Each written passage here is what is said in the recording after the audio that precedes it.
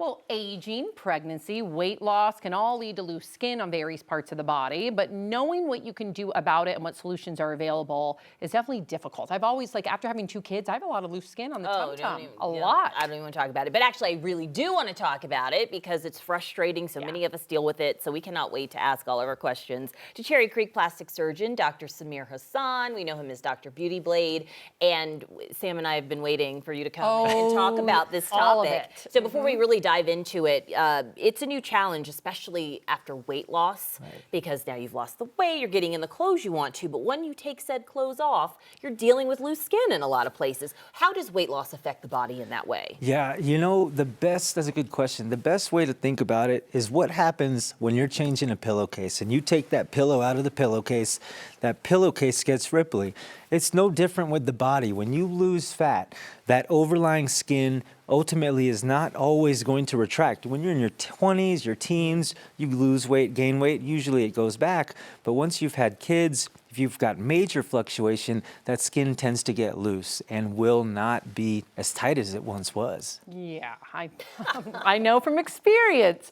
But for people out there who are not quite ready or they do not want the surgical route, are there any non-surgical solutions that you could, offer first?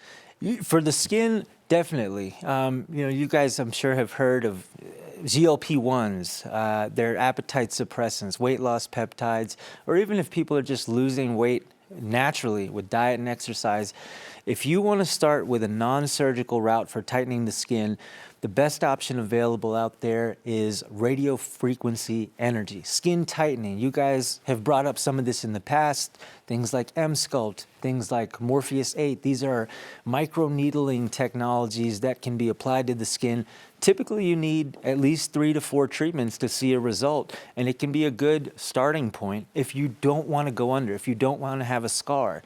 And the next best option would be minimally invasive surgery, where you're doing small liposuction and tightening the skin with energy, such as Renuvion, Body Tight, Vaser. You may hear these terms out there in the media when it comes to aesthetics, and they're just different forms of energy that can be applied to the skin to cause it to contract and get it a little tighter without cutting it.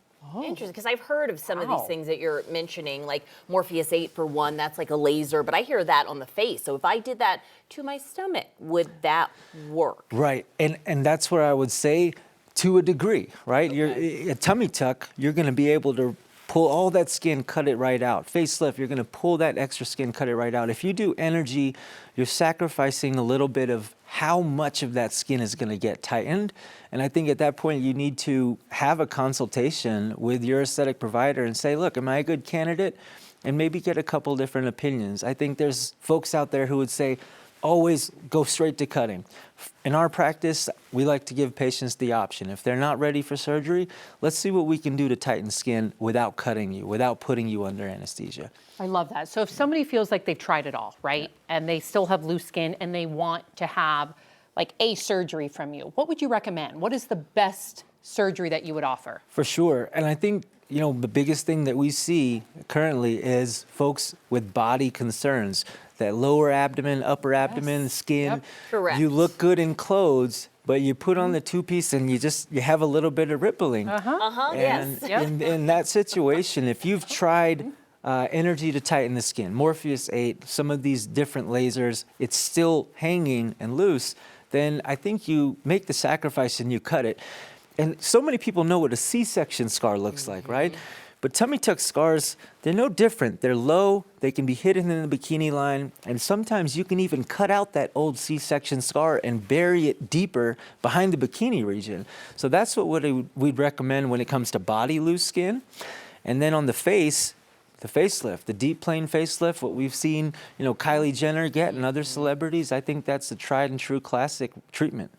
Well, before we let you go, because we are out of time, but I'm curious, because I know our viewers are too, in the state of Colorado right now, and let me just ask you at your practice, what is a, full facelift running right now? What is a tummy Good question. tuck cost? Yes, please. Right. Yes, tell us. Yeah, and I want to just, to the viewers out there, let you all know, do your research. There's plastic surgeons and there's cosmetic surgeons, which could be anybody from a family medicine doctor to a podiatrist. Oh. So plastic surgeons doing a tummy tuck, fully included liposuction, I think you can expect to spend anywhere from $25,000 to $50,000, Really? depending how much liposuction you're doing.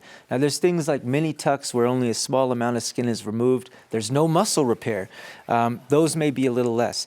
And then in terms of the facelift, a full facelift, which includes, in my opinion, the brows, the eyes, the neck, the face, all of this can start at 25 and go anywhere from 25 up to, depending on what state you're in, 150 to 200,000. Yep. Well, Yeah. well, To know. the information is out there, and Dr. Beauty Blade, thanks for breaking it down for us. You can reach him on Instagram at Dr. Beauty Blade.